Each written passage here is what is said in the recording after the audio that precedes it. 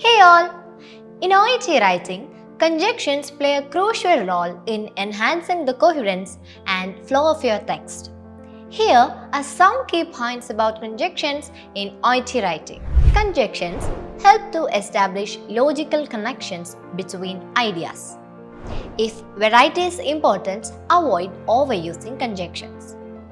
Combine simple sentences by using conjunctions to create complex structures. Conjunctions facilitate smooth transition between sentences. Let's see some usages of conjunctions in OET writing. Number 1.